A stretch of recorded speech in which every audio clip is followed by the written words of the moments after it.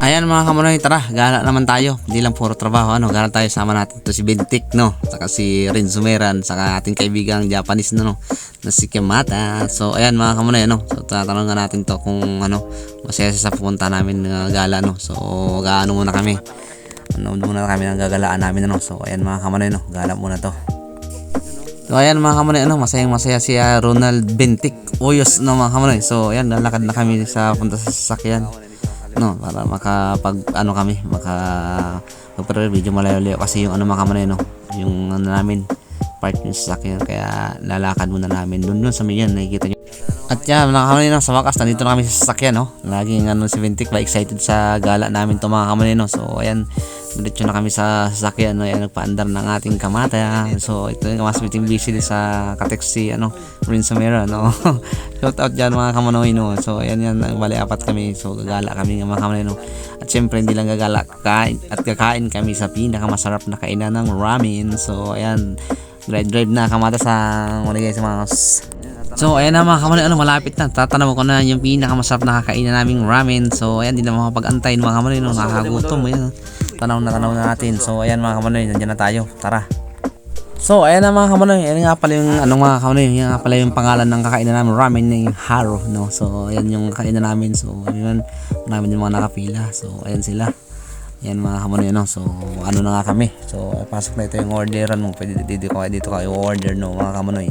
Ayan yung tiga 1,000 lang yan mga kamanay na order natin, pero marami yan mga kamanay. Tara, pasok tayo sa loob.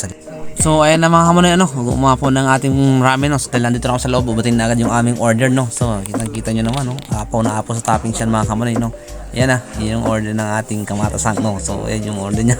Pailing-iling niya kung paano ubusin, napakarami daw, napakalaki.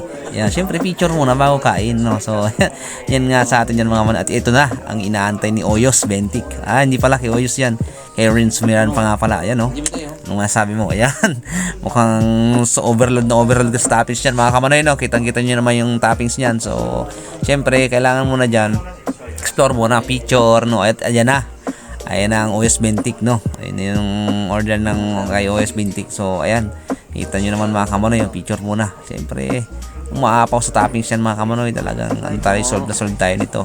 At walang iba kundi ang aking order. So ayan din, halos magkapara-parehas lang mga kamanoy, dahil yung toppings nyan naman umaapaw, mga kamanoy. Yan yung natin dito, special na ramen na masarap, sa mga gustong kumain dyan dito sa Japan mga kamanoy. Ito lang yung hanapin nyo dito sa Chobami Sanjo, sa pangalan niya Haro. Talagang di kayo magsisisi mga kamanoy. Tara, umpisa na natin to, let's go. Siyempre mga kamanoy, ang unang gawin muna natin, siyempre ang haluin niya, ang patakamin muna mga viewers na Son Monoy TV, So ayan mga kamanoy, kitang-kita nyo naman yung haluan niya. Yan yung noodles niya mga kamanoy, tingnan mo yung toppings niya sa gilid, napakahamang karne niya, Yan yung noodles dito, natawag ng ramen dito sa Japan, So ayan, ihanap tayo ng toppings natin, ayan, anong haba ng mga toppings natin yan mga kamanoy, maapaw ang toppings, ano mo ubusin yan, tapos yung may mga may sabaw pang malupit na mainit. So ayan mga kamanoy, umpisa na natin. Ayan na, tumingin muna tayo sa camera, So ayan, umpisa na natin itong kainan na ito mga kamanoy, Kitang-kita nyo naman mga kamanoy, subuhan namin dyan, Mamaya sigurado apaw yan mga kamanoy, So ayan, kanya-kanya na kami, walang pakialaman ng to mga kamanoy, ano lang to.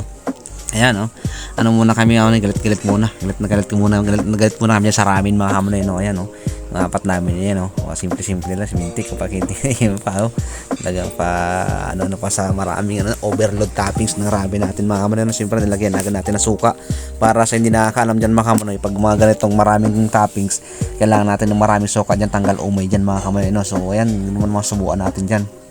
Yan, na ganyan na mga kamanoy yung natin, kaya ito may noodles natin dyan, grabe, ganyan tayo kumain ng ramen mga kamanoy. Kaya sa mga first timer dyan, subukan yung kumain, tanggalin na natin yung natin, sigurado sombrero, at papapawis talaga tayo niya, kailangan nakabuelo, tanggal muna yung mga jacket, naka lang tayo, t-shirt lang mga kamanoy, galit yan mga kamanoy, sa mga dyan, galit tayo dyan, sa wala munang imikan, bukas muna tayo. So another, lagay na naman tayo ng suka dyan mga kamanoy, kasi nga, yan na yan sa ramen na yan mga kamanoy, para hindi kayo maumay, yan ang gagawin nyo, nalagay kayo ng suka para para patanggal ng umay. So lagay tayo ng paminta para may konting anghang mga kamanoy, So nasa inyo na yun kung paano kayo maglalagay, paano maglalagdag kayo ng mga mga ingredients dyan mga kamanoy, Siyempre nasa iyo naman kung panlasa, kung paano, lagyan din natin ng konting paanghang, yan Pampaanghal daw yan mga kamunay, no? Ayan, no? Binti ka pa, silip-silip pa.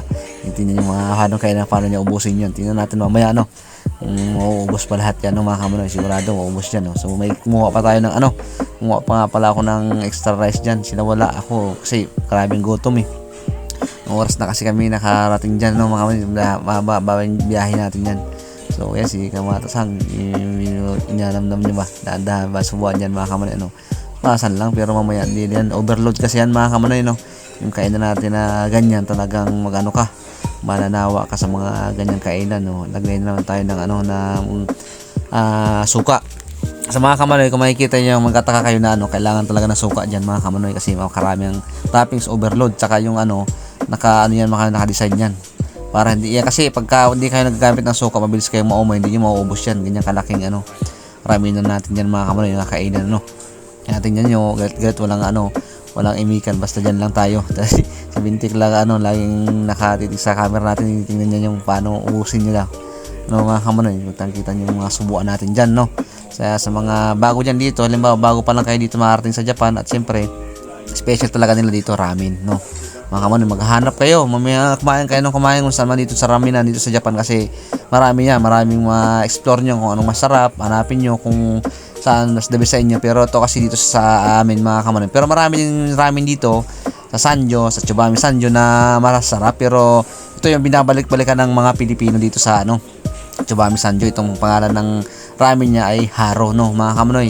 Binabalik-balikan to kasi overload ng toppings, no. Talagang pag hindi ka mga kamunay magsisisi pagka nandyan, pagka kumain ka niyan mga kamunay, talagang grabe yung toppings na yan. Talaga bago ka umalis, kitang-kita mo naman yung anuhan natin dyan. Bago ka umalis na ganyan na yung kain mo, talagang papasarap ka, no. Hindi ka talaga magsisisi kasi overload din yung tiyan mo pagkatapos niyan, no. Gaya niyan, ako talagang nag-sterilize ako siya kasi talagang sakto-sakto sa tanghalian yung namin na to.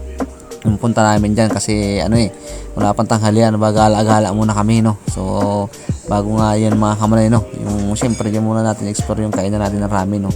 Naman yung noodles natin dyan, no. Kaya talagang mag-overload din yung tiyan natin yan mga kamunoy. Pero mas ibintik ka naman kung maubos yan, no. Ayan, no, talagang sayang yan kaya di mo inubos yan. Talagang marayo kasi to, kaya bihira mapuntahan mga kamunoy. Pero kaya naman ng bike, siguro abot ka ng mga nasa 40 minutes bike dyan simula dito sa amin, sa city namin, sa Sanjo City. Medyo 30 minutes, 40 minutes yung biyahe niyan mga kamunoy, no. Pero kung banjing ka, pagpalagay ng sa 50 minutes o kaya basta kulularin for 1 hour na lang mga kamunoy para sure na malalayo kasi itong natin namin na to. Kumbaga sa amin to, tinuro to sa akin ng kaibigan ko na wala na dito sa Japan. Shout out kay Jillian Blackwarren, mga sa classmate ko dito, nasa Canada na siya. Ingat kanyang palagi, kaibigan. So ayan, nanadala sa yung sinukay mo sa amin, rekomenda mo sa amin ramen. Talagang binabalik-balikan ng mga Pilipino. Alam mo naman yung mga Pilipino, pag nakakita ng ganyang mga ganyang kalalaking toppings, siyempre yan, pagdating sa pagkain nila, talagang mapapasarap talaga tayo sa kainan yan mga kamunay, kasi yan yung mga gusto natin. Huwag lang lagi-lagi, kumbaga paminsan-minsan okay lang yan. Umaan kayo ng ganyan na maraming toppings, maraming karne. Huwag lang sobra, di ba? Sabi nga dyan na na pag kumain ka ng sobra, iba na mga kamunay, iba walang sobra, kaya wag kayong ng sobra. Kaya okay lang yan, minsan-minsan trabaho, pagkakas ng trabaho, syempre treat nyo naman yung sarili ba, gala, kain ng ganyan, hindi lang puro tayo dyan. Kailangan din natin kailangan din natin yan sa gala-gala ba, relax lang, ganyan. Muna, galit-galit, kain tayo, diba? Kanya-kanyang kainan, kanya-kanyang paano diskartean maubos, no. Sigurado dyan matitira sabaw dyan, kasi yung matitira din sa ramen sabaw. Kaya pagka timplan nyo ng agad yan, timplahan nyo agad ng suka mga kamunoy. At saka bago nyo palang bago para maubos nyo yan, hindi masayang mga kamunoy, ang una nyo kakainin dyan, laman muna. Steam muna kasi sabaw, iwanan nyo muna yung sabaw. Basta pakain ng ramen, kain ng karne, kunting higop lang na sabaw at balik ulit sa ramen, mga kamunoy. Yan, ramen yung noodles nya, mga kamunoy. Dalawang klase yan mga kamunoy, merong dyan, yung malaki, tapos meron din naman maliit, yan, puto tinatawag din sa kauso mga kamunoy. Yun yung usumin na maliit saka malaki mga kamunoy, yung tawag dito. Kaya yung pinili namin dyan yung lang, yan, yung maliit lang mga kamunoy, kasi may malaki pa dyan, kaya masarap yung kainan talaga mga kamunoy, Kaya yung ganyan, tingnan mo naman talaga tayo dyan, talagang dyan, mauumay ka, nilapit ko na nga yung tissue kasi talaga mag-ano ka na kasi may mantika diyan, may tinatawag na brarame, mayroong mantika nilagyan nila para talagang malasa. Pero dito sa Japan kasi mga kamonoy, yung mga Hapon pag malapit na mag-medical, iniiwasan nila yan kasi nga may mamantika, no. Ayan, lagyan naman tayo ng suka, pantanggal ng umay, no. Mga kamonoy, yung suka dito hindi kagaya sa atin na matapang. Dito yung suka dito, yung konti lang dyan mga kamonoy, no. Kaya yun, sa tayo dyan mga kamonoy, mauubusan na ba? Mga si Binti, kinihimas na yung niya, no. Mauubos niya, hindi. Sabi ko, lagay mo na suka para matanggal yung umay. Para pagka mayroong ganyan, kailangan natin yan, maubos na nga yung suka. Kasi yung suka dito, manamis-namis yan mga kamonoy, timplahan nila. Ayun na si Red, medyo indag na mga kamonoy, no. Tamang kwentuhan na, para kwento-kwento pa para kumababa ng kinain mga kamonoy, no. So, ayan, tuloy pa rin tayo, sayang yun. Sayang yung 1,000 natin dyan mga kamonoy, 1,000 mo dito, sinyo dito sa Japan, no. Talagang sulit na sulit ka dito. Yan yung mga kaya na binabalik-balikan. Marami na rin akong sinabi ko sa mga kaibigan natin dito mga kamanoy na mga nandito sa dyan, marami na rin nakakain dyan, no. Siyempre yung mga kaibigan na natin na nandyan, talagang sulit yung mga kainan natin yan ng mga ganyan, no. Kaya sa mga dyan, sa hindi pa nakakain dyan, sa mga gustong samahan ko kayo dyan, siyempre para kumain ulit ako, no mga kamanoy. Yan, tingin muna tayo, konti-konti na lang, no. So yan nga yung mga kainan natin, no. Talaga mag-i-enjoy talaga kayo dito mga kamonoy, hindi kayo magsisisi. Yan yung nirekomenda ko dito, sa mga nanito sa Sanjo at gusto nyo dumayo mga kamanoy, no.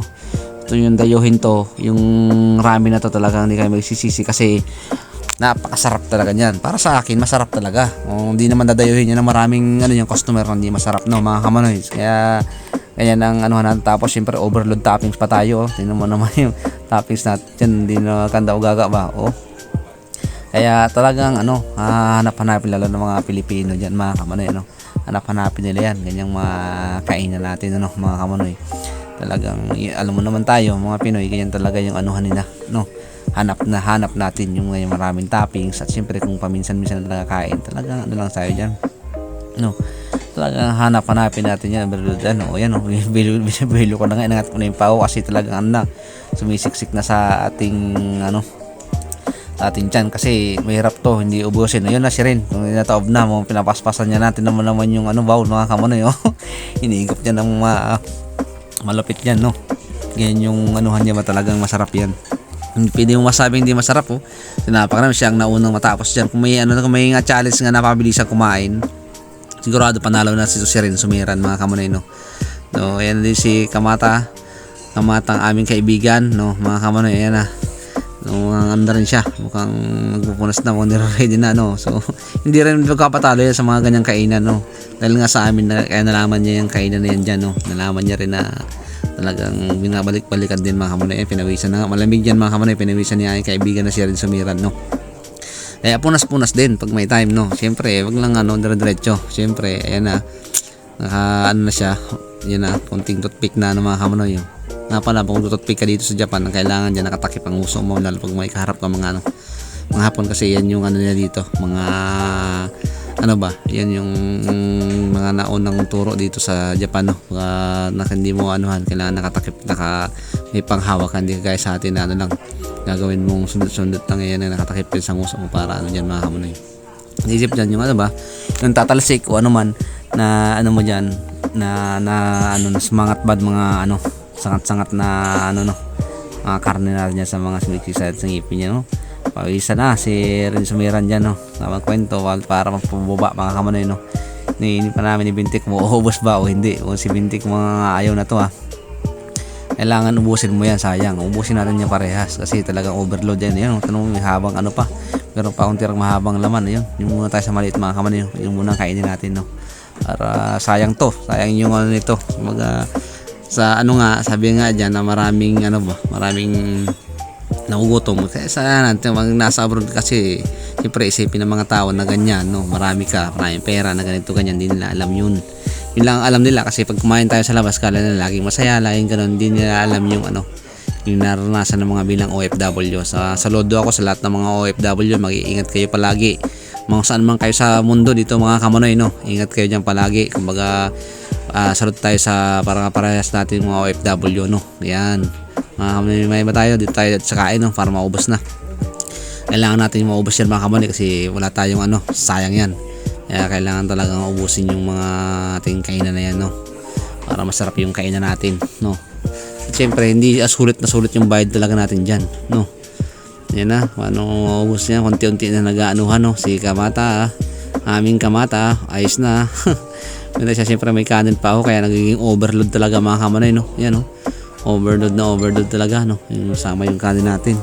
Kaya ayos na ayos yan mga kamanoy, no? Yung kainan natin sulit talaga. Sulit tayo sa bayad nito mga kamunoy. Ayan, yung overload nating ano yan, ramen, no? Ganyan na ganyan talaga yung ating kainan yan mga kamunoy. Kita mo nyo naman, lagyan pa tayo ng suka para maubos yan mga kamunoy, no?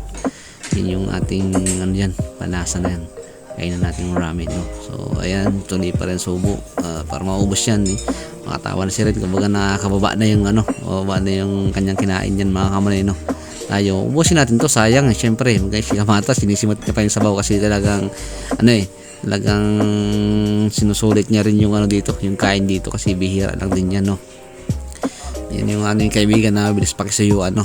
Yung kaibigan na si Kamata, napakabilis po niya pakisuyuan, no? Abad sa mga ganyan sa ngayon ay suyo, syempre magagaling din tayo may isama, kaya napakisuyuan natin yan at syempre mabait talaga, no mga kamanoy. So ayan mga kamanoy, so, hindi pa nga po pala nakakilala sa akin, syempre magpapakilala po muna ulit ako nga po pala si Mr. Jason Gantong, kilala po sa tawag na Son Manoy, no? Kaya nabansagan tayo ng Son Manoy dito sa Japan, no? Sa Sanjo Niigatakin, Japan mga kamanoy. Syempre para naman lubusan tayo maging vlogger, lagyan natin na Son Manoy TV.